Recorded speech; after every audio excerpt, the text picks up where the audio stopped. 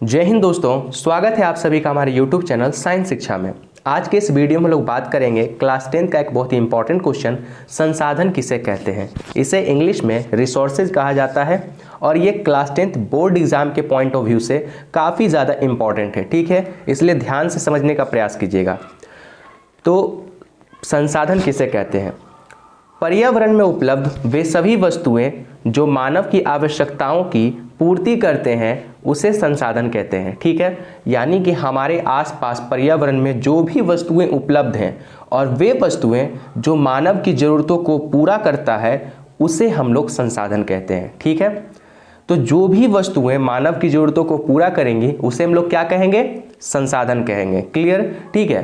तो क्या प्रकृति में उपलब्ध हर तरह की वस्तुएं संसाधन कहलाएगी? नहीं, सिर्फ वे वस्तुएं संसाधन कहलाएंगी जो मानव की जरूरतों को पूरा करती है।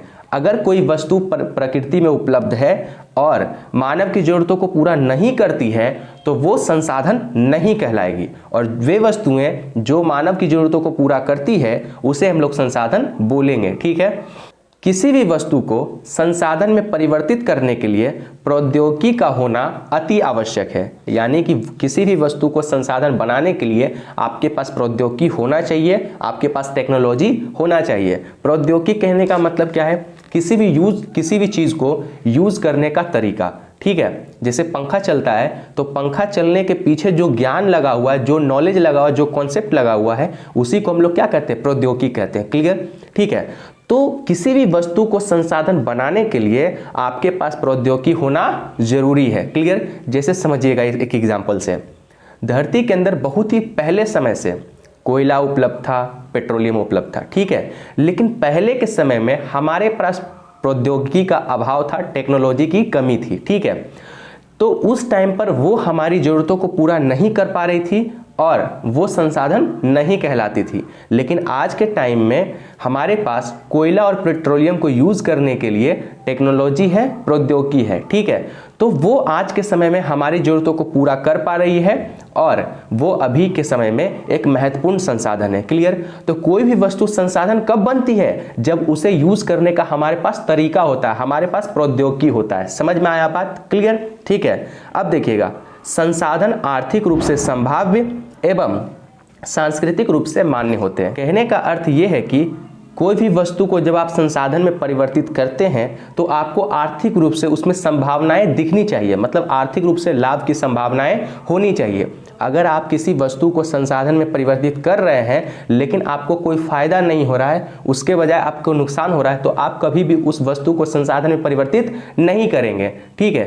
तो यानी कि किसी भी वस्तु को संसाधन में परिवर्तित करने के लिए आर्थिक रूप से संभावनाएं प्रकट करनी चाहिए, ठीक है। जैसे कि पृथ्वी के किसी एक जगह पर आपको अयस्क मिलता है लोहा का, और आप उस लोहे के अयस्क से लोहा निकालने का काम करते हैं, ठीक है। तो लोहा हमारी ज़रूरतों को पूरा करता है, तो वो एक संसाधन है, ठीक है।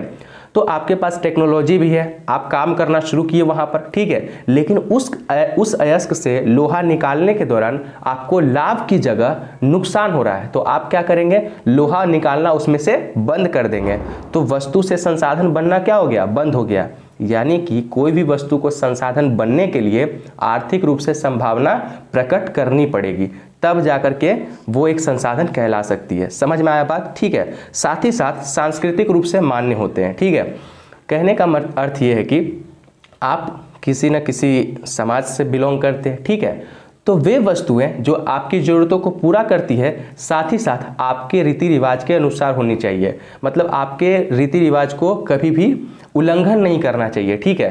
तो वो संसाधन कहलाएगा, क्योंकि अगर वो आपके रीति रिवाज की अवहेलना कर रहा है तो वैसी परिस्थिति में आपका समाज उसको एक्सेप्ट नहीं करेगा। समझ में आया बात? तो संसाधन आपकी ज़रूरतों के साथ साथ आपकी सांस्कृतिक रूप से मान्य भी होनी चाहिए। क्लियर? ठीक है। उदाहरण के लिए कोयला, पेड़ पौधे, जल, भूमि, धातु, पेट्रोलियम इत्यादि, ये सारे क्या है? एग्जाम्पल हैं संसाधन के, और ये सारी चीज़ें हमारी ज़रूरतों को पूरा करती है। आई होप आपको समझ में आया होगा।